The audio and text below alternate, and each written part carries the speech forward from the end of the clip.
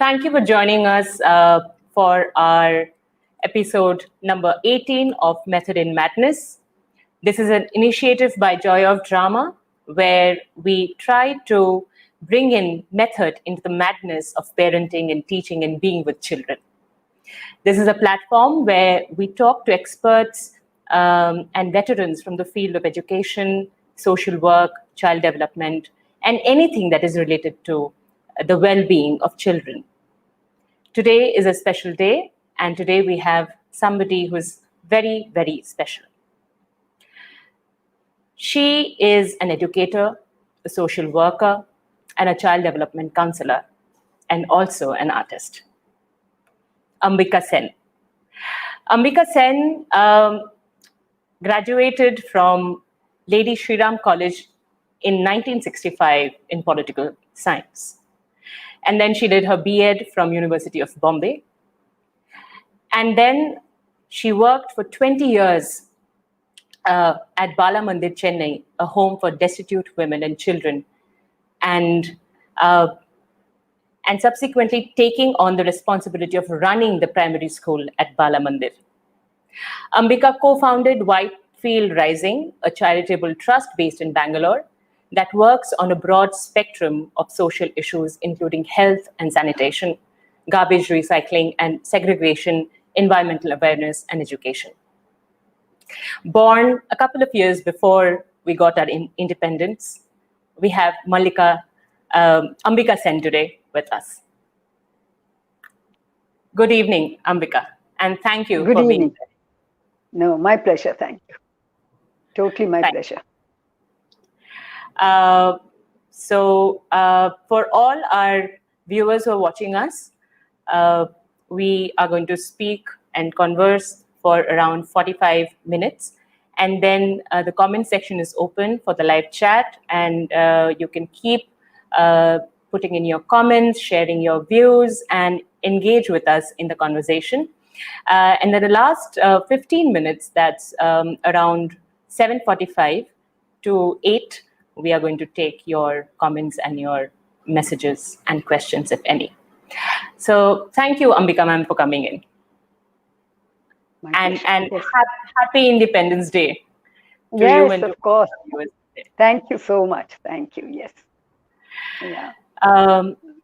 So I'll call you Ambika because yes, I was just thinking whether to call you ma'am or call you auntie. But I think I'll go by your name. Yes, please do that. Make me more comfortable. Definitely. Ambika, we are talking about a very, very crucial life skill today, empathy. And the reason we are talking about empathy today, especially, is because somewhere it seems that empathy is the driving force of everything and anything that we do. And I personally feel that somewhere maybe we are missing the mark. So I wanted to bring you in to talk to us, all of us who are here watching you today. There are many teachers who have joined in from various parts of the country, many parents who have joined us from, again, various parts of the country, and friends who have joined in. How can we together build a society and maybe a space where empathy grows, is nurtured, and flourishes? Well, Vaishali, the thing is that empathy is not something that just grows out of the blue. Okay, it has to be nurtured, and it has to be kind of taught to the children when they're very, very young. It's like right from the time a baby is born, when the baby is placed in the breast of the mother, the baby hears the familiar heartbeat, and it feels comfortable, it feels good, that kind of a thing. So then the child is now in a comfortable zone. Till now, it was very safe in the womb, and it's come out, and now it's feeling comfortable because the heartbeat of the mother is something that the child is used to. So when you put the child to your heart, then they do that now, especially. In the olden days, they used to just, get the baby out as soon as the baby is born. But nowadays they do that because they felt that that bonding between the mother and the baby starts right from then. And actually, in the initial stages, it's the mother who is the teacher of the baby. The father, of course, plays a very important role, but actually, in the few initial months and this thing, it's the baby is more with the mother and more, dependent on the mother. So empathy actually is a thing which lots of people confuse with sympathy. Sympathy is, yeah, because sympathy, yes, it's easy to sympathize. I sympathize with you, that kind. But empathy is when you're actually feeling for that person as if you were in that situation, or as if you were that person himself or herself. So that kind of empathy comes from right from the child is very small. The child can see. The children are like sponges, so they take in everything from their environment, whatever. So parents are the first and most important teachers of this empathy.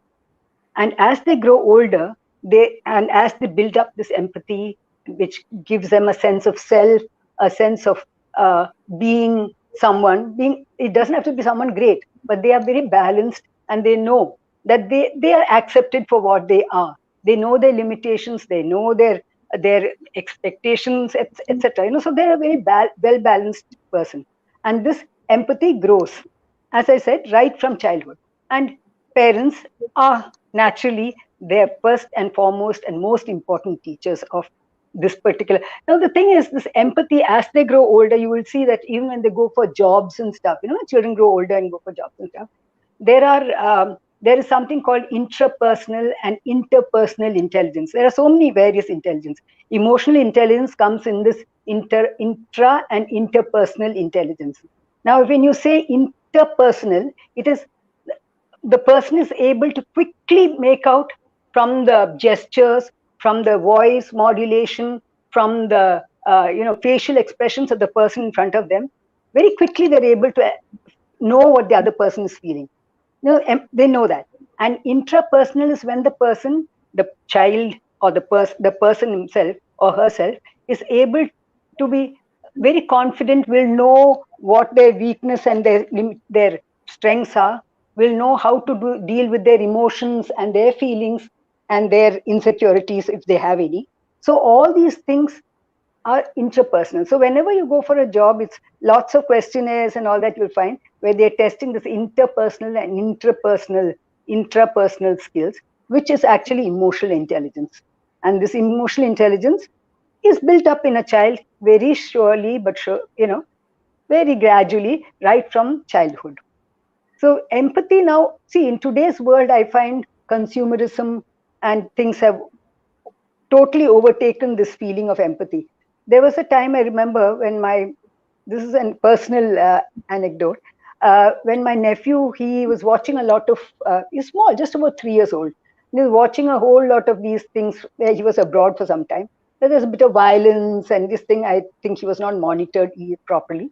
And then when he came home, when we went to our village, we went into there were chicks and all that running around and all that. And this boy just storms, not bothered. He's not looking to see, am I hurting anybody? Am I hurting those little creatures? Nothing. Stormed right through because there was no empathy. I mean, the thing is that human beings nowadays feel that they are the only creatures on the planet who are very important. They don't look and see other creatures are equally important. We are all pieces of life. So everything, including your environment, is of great importance. And that's where the parents play an important role, and so too the teachers, in actually helping the children realize this empathy. It's latent, it's there within them, and realize this empathy. And so that they'll grow up to be a holistic and well-formed human being. So empathy is just that, feeling for someone as if it is you are in that situation, or you're getting into the shoes of another person. That is very, very, I find it sadly lacking in many, many spheres in society today, because of the way the world is going, consumerism and capitalism and all that, driven by money, driven by other considerations other than a humanness or a feeling of empathy towards things, people, etc. around you. Now, how do we instill this feeling of empathy in a child? So, Yes. as I told you, children are always watching the parents. So, parents should be the setting those examples. when they go out with the parents, they'll see if some person, your neighbor or somebody who's not, slightly elderly, you help to carry the bags for them. Or if you're traveling in a bus, you get up and give your place to somebody who is either disabled or elderly. Small things like that. Or you involve the children in helping you to set the small chores, give them setting the table, or clearing up things, and helping you in certain chores in the house. Small, it doesn't have to be something very big, but they feel important that they are actually helping. And then later on, they actually feel that. And then later on, when, for instance, in this lockdown period, when the mothers are normally slogging away, doing all kinds of things, the children who are now much older will automatically step in to help, because they have been doing so. And so they know that their mother is going through hard times. So they will, or father for the matter, whoever it is, and they will just step in and help wherever they can. That is the kind of, they will feel. And this, for children, you can do this. Then another thing is when they have their birthdays and when they have, their parties and stuff, you can always take them either to orphanage or a less privileged children's school. Like when I was teaching in Balamandir and later on in Whitefield itself, there were lots of children who used to actually, parents used to bring their children in because they have had all the luxury in their life, the children. So when they come and see these children who are, underprivileged, and small little things, a piece of candy or a piece of chocolate or a little packet of biscuits excite them so much, they feel they will learn to appreciate all the things that they have, what they have, and they won't be like demanding for more and more stuff when they know that there are so many people, so many children who are not even as privileged as they are.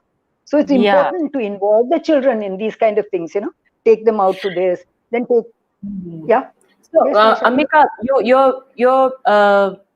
you're basically saying that the parent has to model and bring in, instill empathy Yes, yes, yes, into it. And there are many yes, parents who are watching us today, and I'm sure they are doing something or the other consciously or maybe unconsciously in instilling empathy in their children. So I would ask all the audience members to please type in and share what you are doing with your child.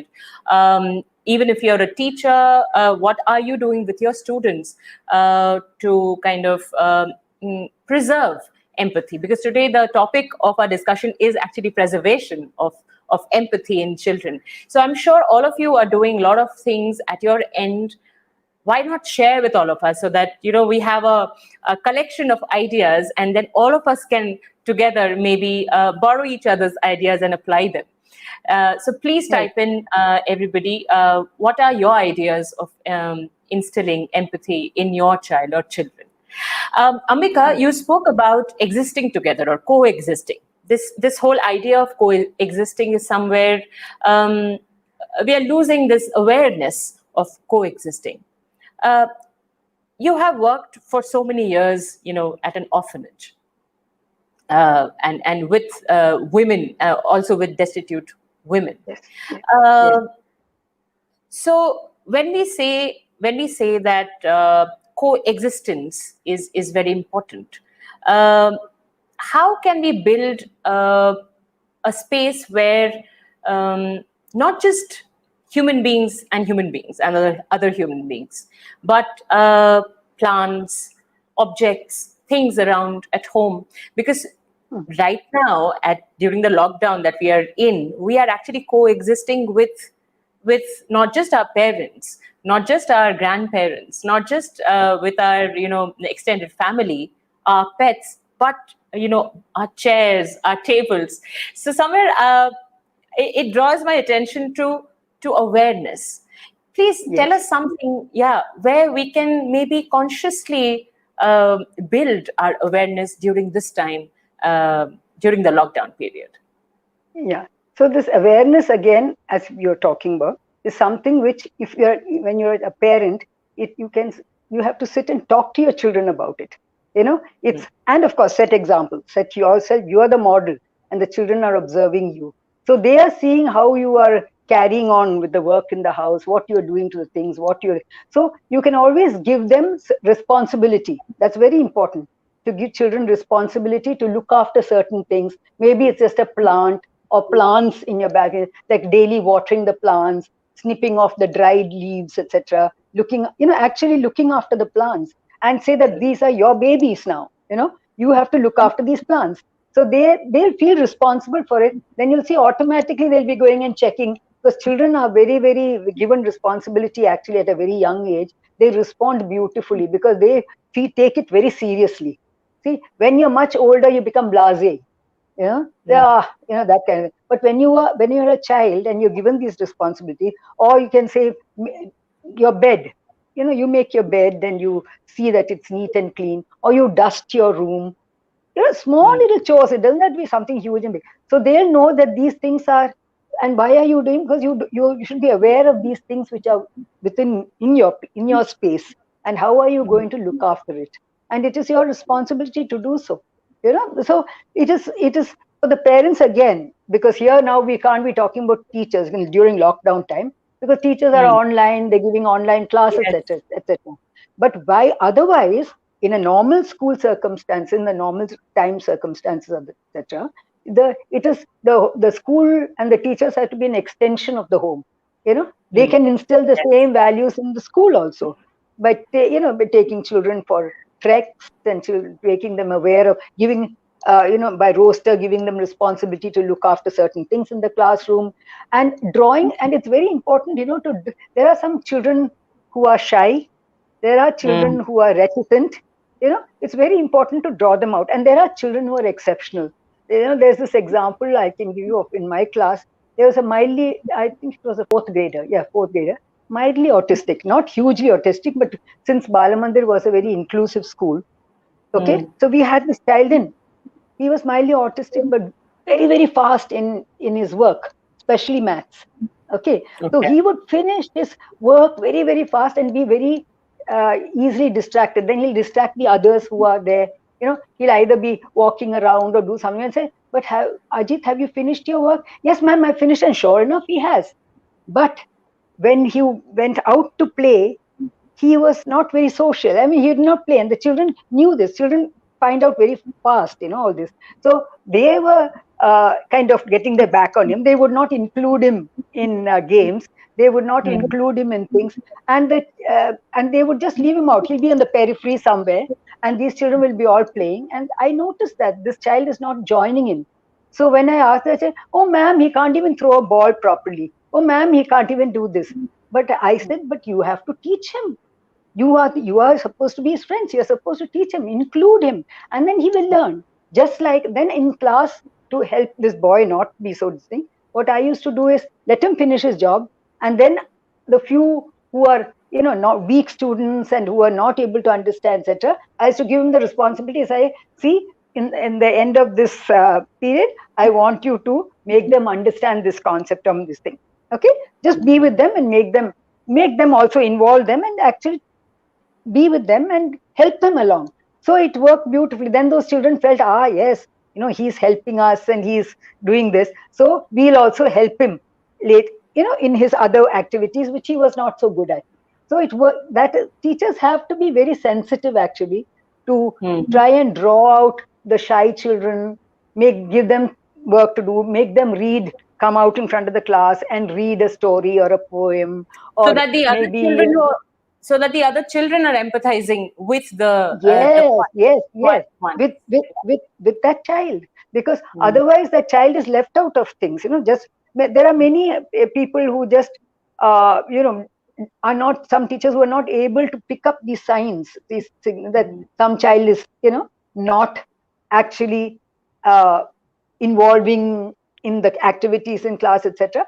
So it's so important to draw those children and out of their shell, and give them responsibility, give them little things to do, give them a story to read out to the class, give them some little narration whatever they wanted to narrate to in class Yes, to the rest of the children. storytelling. Yes, Yeah, storytelling is a great yeah, tool for bringing the awareness of empathy into children. yes, absolutely, absolutely. Yes, and There's and you so have many also storybooks.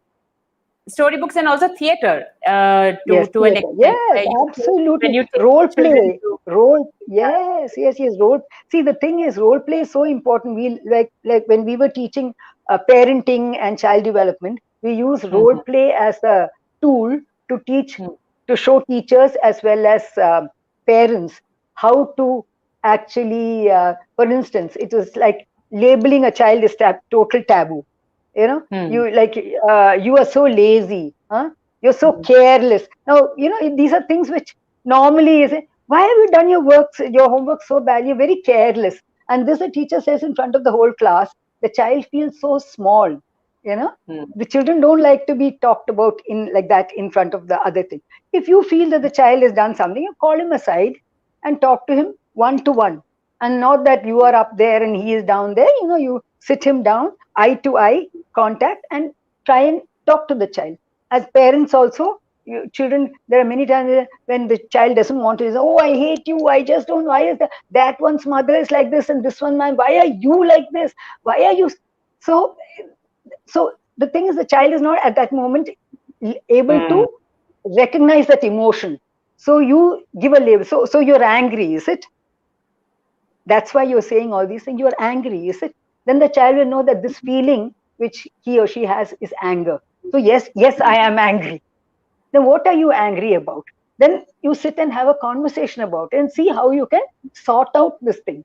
So right from the beginning, this communication which you have as a parent with your child is so important. I can't kind of stress enough. The communication channels are to be constantly open between the parent and the child. And parenting is not easy. To be is a Mhm. parenting is a full-time job. Parenting is 100% full-time job. Like, just you produce a child and then after that, you're busy with your work and the child is just growing up watching TV or watch. That is not parenting. And you are giving all the good food and you are giving all the nice, lovely clothes and toys and all. That's not parenting. For children, that is insignificant. It will come. But for them, the time they spend with their parents is most important. The love, the affection, the care, and the feeling that they are wanted and they are important in the lives of their parents. That is so important for a child to know. And that's what gives him a sense of self, a self worth, which will stand him in good stead. As he grows up, this sense of self will take him to a place where there's a holistic, he becomes a holistic human being instead of just in Yes. bits and parts, that kind of thing. Yes. We have got some very good ideas, and parents have been sharing with us. Um, so Preeti is saying that treat them like an independent identity, as an individual and not as somebody who is dependent on you. I think this is very, very important. Thank Yeah. you, Preeti, for this comment, because when as you rightly said, Ambika, that give them household chores to do and give them with dedication and with seriousness of the activity, and not that okay, you're a child so you can do it that just this much. Give the Mm. child a kind of work which he can complete, and do it Yeah. with utmost responsibility. Yes. So I think, Yes, Preeti, and you that's a appreciate. yeah, Yeah, and and you then you appreciate. appreciate. That is so Yeah. important. The appreciation that comes from a parent for Yes. the work done, and then the child wants to excel and do it even better. So Yes. that kind of the wanting to excel, that feeling comes with appreciation. You know Yes, yes. And that Pushpa, that that is the yes, Pushpa Thomas, she is saying that adults need to work side by side, only then they work. We can't order them and sit aside. And this is, I think, both for teachers and for parents. yes, absolutely. This is something, yes. So thank you, Pushpa, for that. There are many comments which are coming in. Please do share your comments, and your ideas, parents and viewers who are watching us, because this is a platform that we try to build together, where we share our ideas, we share our methods which we have used in this whole madness of parenting. uh, Ambika, I would like to ask you something about this is something that I want to know. uh, how does an orphan, a child without Mhm, mhm. parents, Yes, build empathy? How does that happen? yes. Uh, So that again is in the hands of the caregiver. See, here mm, it is totally because the child is an orphan, comes to an mm, orphanage, there are caregivers there who will look after the child so that the child gets that empathy or understands about empathy from the caregivers, because a caregiver's role is just exactly like a parent's role. There is absolutely no difference with a caregiver in an orphanage and a parent. It's just that initially when the child comes in, I have seen this orphanage, children picked up from the streets or from under buses or just, thrown in a waste bin, in a garbage bin. So these are the cases that used to come to us in Balamandir. And these children, when they came, they were miserable, scrawny, withdrawn, because the feeling of rejection is so much. You wouldn't know that, but the trauma, I mean, we who won't know that, adults and other people, but actually the little wee little thing was 1.5 months old or 2 months old, the trauma is already built in. And this trauma, what happens is, even in a little child, when there is trauma, there is a kind of a chemical, a stress chemical called cortisol, which sort of washes over the brain, right? So the child is in that state of trauma. Now, of course, unless you can get the child out of that trauma, out of that state of trauma, by actually empathizing. So it's so important for the caregiver to know these things. So you have to empathize the child, you have to hold the child. Even now, you are not breastfeeding the child and all that sort of thing. You're not the mother. But even when you're bottle feeding the child, you're holding the child close to you. You're feeding the child, then you're smiling at the child, you're talking to the child, and slowly, slowly, the child will realize that, yes, there is love around me. There are people who actually care for me. And then you should see the transition from they come when they're 6 and 7 months old. We had another room for them. They are happy babies like any other baby, standing in the crib and yelling out and showing their either their anger or their happiness or whatever it means. So here again, Vaishali, the caregiver is so important. You can't just have any old person as a caregiver, because these are very, very tender, absolutely tender and totally traumatized little things, pieces of life that come into our lives, into our hands. So how are we going to mold them to feel? Actually, they have no feeling at all. Initially, they're actually numb, because they have this terrible trauma which is in them, and that is still there. So how are we going to lessen the trauma? And that is only by loving and caring and understanding. There is no other formula for them to get out of this except this. And I have had like my own niece is an orphan. She's been brought up, and she's blind, and she's brought up by my brother and sister-in-law. And I know the care that went into, and she came to them when she was 5 months old, and just skin and bones. And then the other children, her siblings, and my brother and sister-in-law, they gave so much attention and love and care to her, and then she just blossomed. She's doing so beautifully well. She's now 24 years old, a very self-confident young woman who thinks she can, despite being blind, she thinks she can take on the world. She's got that much of confidence in her. And that's all come through the love, the care, the understanding. And not like she doesn't mind. I mean, you can't sort of walk on eggshells. She doesn't mind being called blind. She knows she's blind. She says, yeah, I know I'm blind. Yes. So sometimes her sister or brother will say, go and get that thing, Vaishali, Shalini. So she will say, but I can't. Of course you can. Just because you're blind, don't make an excuse. Go and get it. So they treat her like a normal person. Initially they may have mollycoddled her, looked at her. But as she grew up, they let go. Till now she's a very independent young lady. So that's what I said in the beginning itself. Whether it's a caregiver or the parent, they are the most important teachers and role models in the life of the children, whether they are orphans or not. But another thing as a teacher, I've noticed among orphans, because in these destitute homes, the women who come are also destitute, so they need counseling.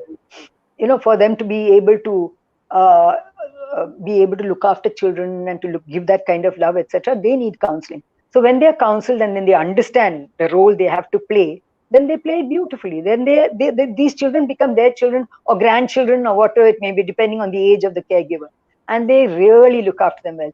And when they come to school, they expect that same understanding from the teachers. So supposing I was teaching them, initially it was a big eye-opener for me, because I was coming from regular schools, where, like Walsingham and G.D. Sumani, where people from wealthy homes and people who can afford to send their children to such schools came. And so when I started teaching here, and I voluntarily wanted to teach in a school like this, because for me, Vaishali, my passion are children. Children is my passion of life. Doesn't matter what age they are, but they're absolutely my passion. I can, and I'm happiest when I'm with them. I am like, I can come down to the level and I can be myself. I feel, mask to be put on, nothing, no make believe. You can just be yourself and give them all your love, and they will give you unconditional love. You know, it's such a beautiful feeling, actually. So that's why I absolutely love children. And so the children here I found different. Right? If you can scold a child in a normal kind of school, you can, even if you say scold if you're lazy or not doing the work properly, so you call the child aside and tell that this is not on. You should now buck up and you should do this, and you try and understand their problem. But here I found that you can't even do that. Even if you call a child aside and talk to the child and think, the child feels so bad. The rest of the time that you're there, the face is down and the head is down, and then slowly you have to show that despite that you still love the child. Okay, so you have to make that extra effort to bring out the child from that, because he again is trying to recess back into whatever his demons are. So you have to get him or her out of it by again showing that just because the child did something or did not do something, and you have already pulled up the child for it separately, spoken to the child, goes back to the class, then after that matter is closed. Then he is just what he was before, and the same kind of love and the same kind of understanding. And definitely in an orphanage, that home which we called school, which we really had to have a lot of patience, very, very important. And secondly, actually love children. People who don't love children are just doing the teaching as a job, because it's a job. Like when I did my B.Ed, there were lots of people there, young men and women. When I asked them, why are you here? I mean, why are there so many other things for you to do? How come you took to teaching? They said, kuch to karna hai na, you know. So I was timid. I said, but that is not the way you go. Teaching is a very special, it's a privilege actually, to be a good teacher and to have children to teach and give you that kind of love is an absolute privilege. I feel it's a privilege to be a teacher. And everybody cannot be a good teacher, but they can try. They can try. They can always try. When your involvement with the child is there, you can try. This is what I feel. Yes. Ambika, how has this experience of working with destitute women, working with orphans, changed you as a person? How has this changed you as a person? Yes, it has changed me as a person, because now, see, before, yes, while you're talking about empathy, I used to empathize, yes, because in my home, but I used to empathize, I used to, feel for people. But when I started working for these people, with these kind of children and these kind of people, I realized how rich my life is in comparison to those lives. How much I should be thankful for in comparison to the lives of those people, and how much more we should make an effort, not only just now, for instance, even a little things in the environment, whether it be dogs or whether it be cats, or whether they when they are stray dogs or my heart goes out to them, because I feel that kind of feeling has become even more intense in me now. Even a little insect is not that I'm going to squash it and say, oh, or a cockroach. Before I used to say, oh, a cockroach, and just kill it. But I can't. Now I can't bring myself to kill a cockroach, which is stupid. I know it's idiotic. They do. So I sort of take it and throw it out. And my husband says, oh, you are the absolute extreme. You're going somewhere else now. But that's not the thing. That maybe it's an extreme. But what I am trying to say is your empathy grows. Your capacity or capability to empathize with people and other living creatures and plants and whatever it may be around you, environment, etc., actually makes you richer as a person. It makes you grow. The empathy in you actually grows when you work in such conditions. Ambika, what do you feel after this lockdown is over and we are out of the cage that we are in inside our homes? How do you think this is going to work on a child? this whole Yes, experience. this is How yes, this is how is going to it be. going to transfer? Yeah. Yeah. By and large, children will be very greatly affected by it. There is no doubt about it. Because however much even the parents try, because parents are also having a trying time. It's not Hmm. that, like they're having a trying time. Many of them are working parents, so they still have their online jobs, etc. Hmm. And still the Hmm. children, see, before that, the children used to, they when they finish their job, they're 100% with their children. They Hmm. had the time. So now the children are at home, they're at home. How to keep the children occupied, okay, and at the same time do their work. So these are all very trying times. It is trying times for the parents, definitely, and so too for the children. It's because children love to socialize, like we all do. But children Hmm. especially love to put their arms around their friend and whisper, have little whispers and little things and little games that they play together, and enjoy the company of other children, share, all that sharing, giving, taking, all this they learn by going to school, accepting people, all this kind Hmm. of things the children learn, not just from their siblings, but also in a larger milieu, and they go to schools. So all this is missing. So this is really going to be uh, not a very, when they come out of this lockdown, I don't know when we will, and they get Hmm. back to school, there will always be, initially there'll be this fear, initially, in a fear of, all that many months of don't touch, no social, the social distancing and wearing of the mask, and all Yes. this is going to Yeah. affect them a lot, because you And can't have I'm social distancing. yes, and I'm afraid that maybe I don't know. I mean, maybe you can help me understand this. Will there be a drop in empathy? Can we parents or teachers do something once the schools are open to kind of restore it? Because there's so much of screen time. The child is sitting alone, and the child is just with the Yes, laptop constantly, online either classes. doing the Correct. class or doing the homework, doing his research. So there's a constant screen engagement, and which is a very solo engagement. Yes, Even in absolutely. online schools, there are either lectures given, no conversation, no dialogue is happening, but because there are so Mm. many children in the class, even Yes, it is a nightmare for the teachers also to manage teachers, so a many. big nightmare. Yeah. Yes. So, so how can parents and teachers restore empathy? I think, which is the base of all life skills that we have. You Yes, know, yes, absolutely. I mean, whether so it's a sense of self or anything, whatever it is, absolutely, whether it's absolutely. So, communication, sense any of self. ideas? Any ideas that you can share which parents and teachers can work on once the lockdown is over? And also, this question is to all of us who are watching, all of you who are watching us. Please Yeah. give your suggestions on what can you do or what would you like to do to restore empathy once the lockdown is over. But Over. Ambika, I would like to know what Yes, you think yes. about it. See, the Yes. thing is, the children are not 24/7 in front of the TV or their Hmm. screens or whatever. I mean, laptops, sorry, not TV, laptops. So the time when they're not, like the parents are working, and when the time when they're not, when the children have got over this online classes, etc., you can engage them in activities which are helpful. Like, for instance, the mother is having, even though the kids have finished their online classes, the mothers continue, or father is continuing with it, because unfortunately that's what happens. I mean, I don't know, because I belong to another generation, but I am told by my friends in Whitefield, etc., who are mostly techies, going to all these IT. They're saying, oh, Ambika, it's awful, absolutely. We're longing ourselves to get back to office, because now there's no demarcation between home time and office time. There's no demarcation. It can be any time. And you're expected to work at odd hours. You're expected to do all these kind of things.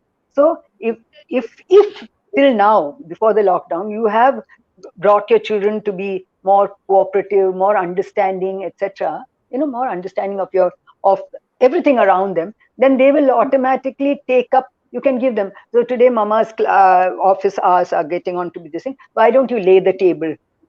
Or why don't you, small little things. Why don't you make the beds, so that everything? Or why don't you, or afterwards you have to get back, why don't you clear the table? Why don't you wash up some things? Little things which you can do, you tell the children to do, which will make them feel that yes, they are contributing, their mother is doing something, she cannot help them, or father is doing something and he also cannot help them, then these are little chores which they can do, which will help in the general, you know, upkeep or the general running of the house. So whatever, I mean, a little bit of gardening they have to do if you have a garden, or whatever. Small little chores like this will create in them the feeling that they are contributing towards doing something, and they are understanding the position their parents are in. So that is empathy, definitely. Now, when they get back to school, then they will of course continue with, because they've got already at home, they've got all these inputs. So I don't think getting back to school and being in school will lessen the empathy. I mean, this is my own, this thing, my own. If the child has had the enough of, you know, as they're growing up, if they have been given enough examples or enough role models to actually empathize and to build up this feeling of empathy in them, they are not going to be very uncomfortable. In fact, they'll be very happy to see their friends and be back, you know, in action, as all children would be, whatever age, whether they are young or teenagers. They'll be happy to be with their friends, and they'll be sharing their, you know, notes about what they did, etc. And so that will, I'm not, but it will affect them psychologically, I'm sure, especially about 7 8 year olds up to say 10 or 12-year-old. That thing, that will, like, definitely affect them a lot. When they're 12 and 13 and stuff, then they get back to school, it's easier for them to carry on. But this particular age group, you know, in between kind of thing, for them even is going to be difficult. Not difficult adjusting in school, but difficult times even at home. They'll be prone to tantrums. They can be prone to, you know, and rebellious, because then it is for the parents to understand. Again, you can label the thing and talk to the child and say you're rebellious because you want to meet your friends, you can't do it, huh? Or you want to go out and eat and we cannot do it, you know, various things. I know that, and these are difficult times for everybody. It's not just you, all your friends, everybody is going through that. So let us together make it a happy, uh, whatever we can do, play music, maybe dance, maybe, you know, play common games, board games with the children, paint. Yes, painting is a beautiful media, but when you want to involve the children, like board games you can play together, you know what, caroms and board games, put on some music and just let your hair down and let the children also dance. And yeah, so especially when you dance and when you do these things, there's a feeling of happiness that just overflows from within you, you know. You are like, you're feeling so good. It doesn't matter what the world outside, but you're feeling good. And so that kind of things, activities the parents can do with the children to make them come out of this, you know, because it is a very, very difficult period for little children. And it Yes, is yes, definitely their tantrums and rebelliousness, all these things. So you have to understand as a parent and talk to them about it. Don't just brush it aside.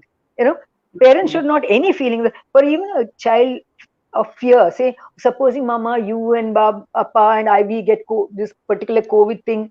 You know, it can be, children can question and say, what will we do? What can, you know? So you can say, yes, we'll be treated. We'll become okay. It's not that, and your fears are not unfounded. It is a bad disease, and we will see it. Try our best not to get it by doing certain things, by, you know, having you know, whatever things you to build up your immunity or boost your immunity, etc. And we'll be fine. I mean, even if we are not, we'll come out of it. We'll hope to come out of it in one piece. You know, so you don't brush aside the fear or fear of darkness. So lots of children fear not lockdown, but otherwise fear of darkness. So there are many people I've seen that you're spoiling your child by, you know, sitting with the child and putting the light on and going, oh, and they read a story to the child and then they switch off the light and the child should go to bed automatic. That's not the child may have some fears. And what are the fears? What are you afraid of? Why are you afraid of the dark? So it's a good thing to start all these discussions with the children to get to understand what their fears are about. It could be about death. It could be about just darkness. It could be about so many little odd things, you know, fear from various things. So it's good to discuss all these things with the child. And as I said, if the communication channels are open with the parent, then there's nothing like it. Then you are made, actually. Then you won't even no, have difficult teenagers.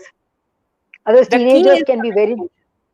yes, coming to Pardon? teenagers, Ambika, actually, coming to teenagers, Ambika, I particularly have this question. I don't know uh, if you can answer this.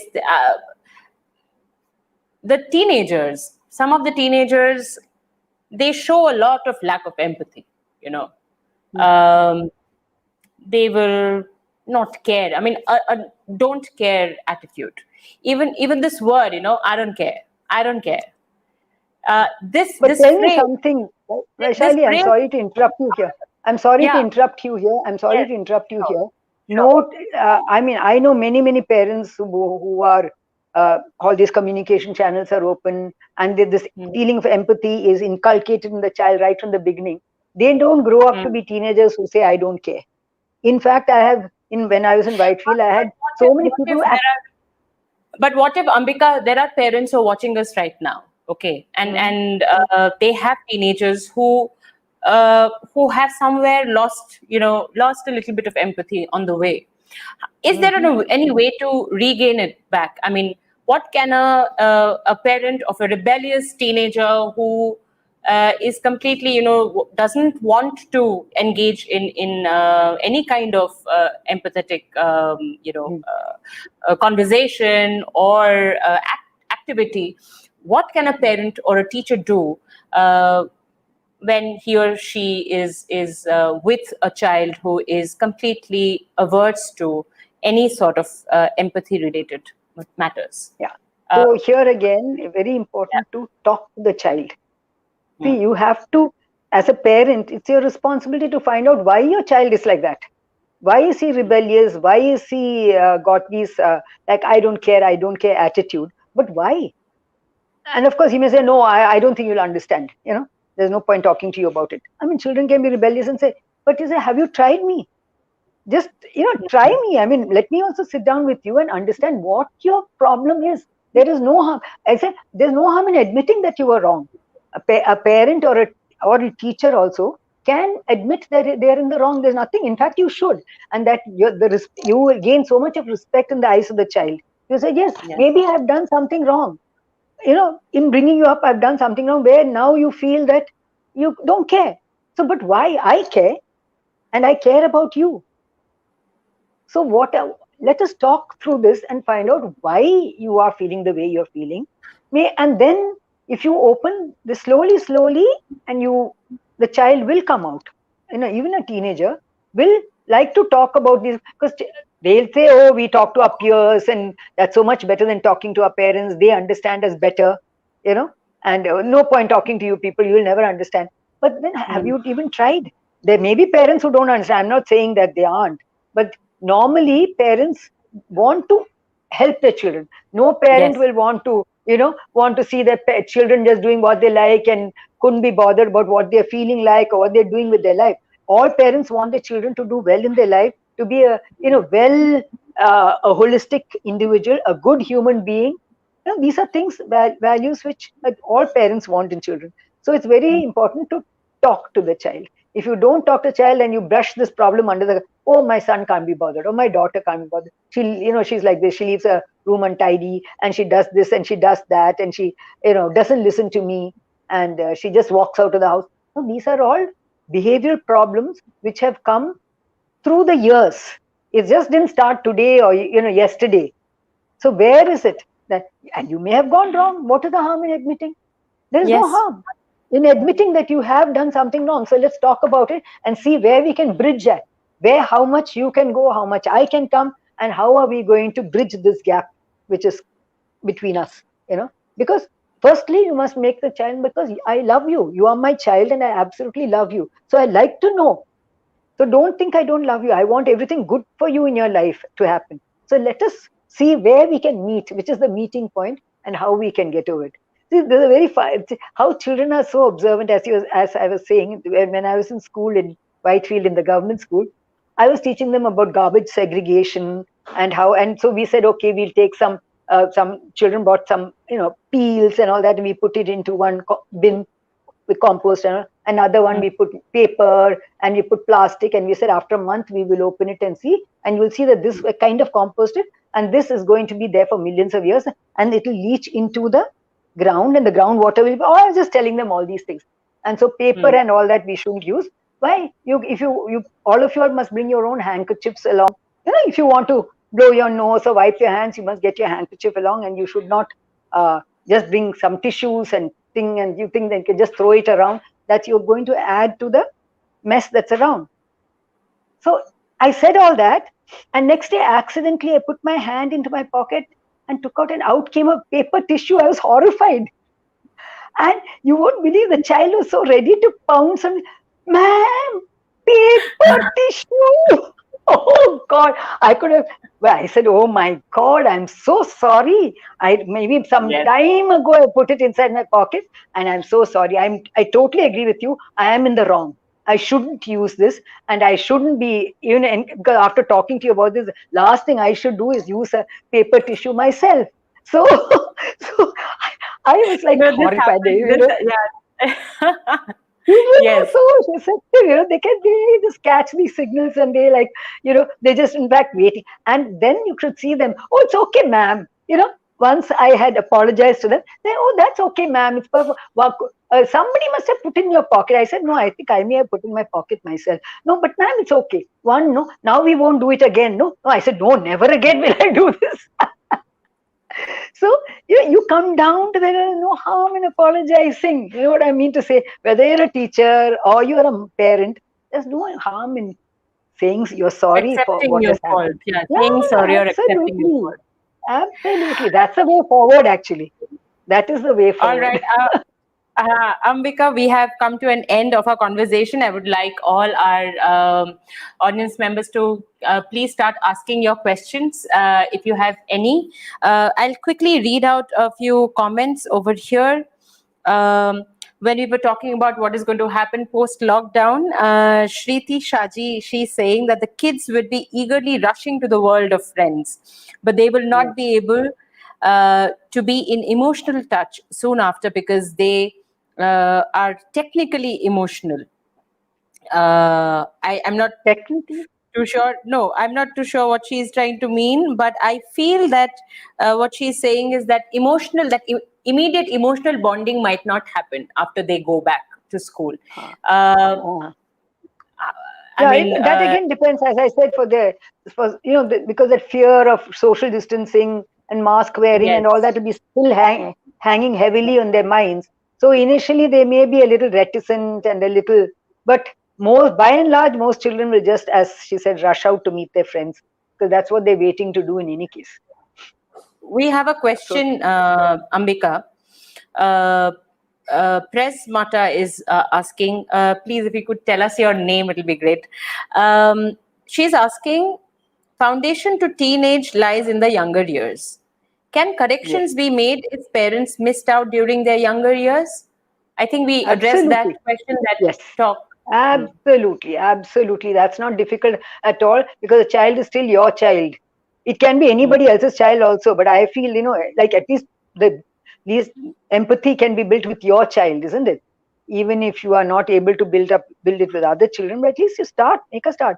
And then you will see that you empathize with the whole world, probably, of children. It doesn't matter, because children are children. Whatever you may say, in the end of the day, they are children, and they are looking up to the adults for guidance in various things, or looking up to the adults for as an icon. If nowadays, very few icons, by the way, very few icons. So they are in society, there are very few icons. So they are looking to see where children like that. Children like to emulate something, emulate good things. They're in, and it is for us to actually encourage them to do so and appreciate it when they do it. Show our appreciation for it. That's so important. Even teenagers, even if they're very rebellious and things, the small little things they do, if you appreciate, oh, that if they play a music or something, they say, and they've closed the door and they're jamming away and all that because they think parents won't understand.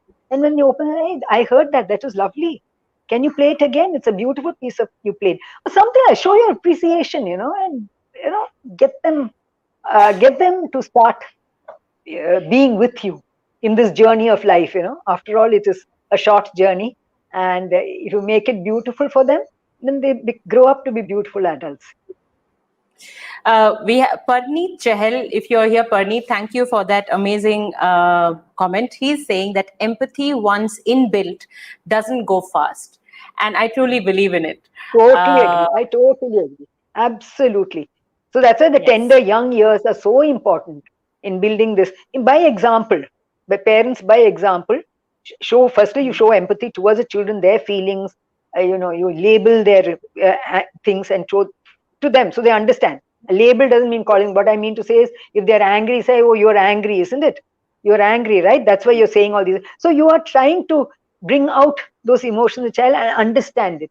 And right from the beginning, if you do it, when they're very, very young, and you yourself set examples of empathy towards other people and environment around you, and you don't like go in a car journey with your children and throw things out of the car, then where is the Yes. empathy to your environment? The children are noticing all this, so they are not going to I know, in fact, when I started, I remember segregation in Whitefield in our apartments. I met a parent and I said, I hope you're segregated. Oh, don't worry, we've got one Chela in our house, and all of 5 years old, and she will not allow me to put the wet waste and dry waste together. She'll not allow me to put the bottles with everything has to be separate. Mama, you can't do this. This is wrong. So don't worry. In our house, it's all set. So that's what I'm saying. So children themselves are so cute, really. They themselves, if you show you empathize, they are the first ones to catch it. As I said, like they're just sponges. They pick up all these signals and they hold it dearly to their heart, and they grow up to be, as I said, better human beings for it. Then we'll have probably less problems in the world if we have more empathetic people. Yes, and I think children are also capable. They are the ones who are capable of, reinstilling empathy in us, the adults. Yes, In a absolutely. way. In many cases, yes. In many cases, yes. Because they are really, really something else. Children. Chaitali is saying, Chaitali Kapadia, she is saying that both parents and children have to complete each other at all levels. Strong bond of communication should be there. Yes, Chaitali, Yes. you're just Yes, reiterating absolutely. what we have been talking about Yes, the entire absolutely. evening. Yes. Because Yes. I meet many parents who are in constant, in constant denial of the fact that we are in a lockdown situation and things are different. Mm. There are some Mm. parents who are like this, Really? who again expect the same things from their children. Little children, they Oh, expect them to do everything on their own, just like it would be like oh. any other normal day. But I think uh, during this You should period, understand. Yes, yes. yes, Parents yes, should understand because even little children, they may not exactly do what they were doing before because they're feeling yes, sad within themselves. And so then yeah, you can address it and say, so you're feeling sad, is it? Is that why? Or you're feeling listless and this thing, why? Because you're sad, or you're feeling unhappy. So let's talk about it, and see how we yeah, can make this little space that we have, how are we going to liven it up, make it less stressful, and do things yeah, together, be happy, that kind of things. So children do need that kind of understanding. You cannot expect them to be totally normal during lockdown and behave like what they used to earlier. Lots of odd little behavioral problems will come up here and there, which you can address. That is, if communication and bonding is there with the child right from the beginning, then they will themselves come and express all these fears to you, and you should be able to address those fears. You can't just brush them aside and say, yeah, it's okay, everybody's feeling like that. That's not the thing. So these are all genuine fears which they have, which you have to address. They'll say, oh yes, she understands me. That kind of feeling will come. It's a good thing. Yeah. great, great. Okay, so I think we have come to an end of our session for today. Ambika, it's 7:59. We just have one more minute to go. So just to conclude, empathy is extremely essential. It is the most essential life skill that all of us need at the moment, and we have always needed it. It's just that somehow it has got its due credit during the lockdown, and somewhere it is our responsibility as an adult to kind of showcase and model it to any child who's around us, not just our own children, but any True. child that was around us. And thank you, Ambika. Thank you so much for Right. your lovely anecdotes and your messages, and on this Day of Independence that we are celebrating. It is an amazing, conversation that we had, and also with all our viewers. Thank you for sharing your thoughts and your comments. It's always lovely to have all of you here. Some of you are our regular audience members, and we feel really, really blessed that you are always with us. So thank you, Ambika. Thank you, Vaishali. Thank you, For Vaishali, for giving me joining this me. opportunity to Oh, voice no, no. my thoughts and my views. Thank you so Our much. privilege, Thank you. Ambika. Thank It's you. our Thank you. privilege that we got you, and we could hear you, and we would like to hear more from you in the Yes, future. yes. Uh, Thank you Thank you, so much. everybody. I'm And always open to any kind of wherever I can help. I said especially children, because as I told you, they're my passion. So in whatever way I can help, I'm willing to help for children. Yes. thank you, Ambika. Thank you, Yes. everybody. Happy Thank you. Independence Day again, and Yeah. see you next week with another very, very beautiful episode of Method in Madness. Good night. Good night.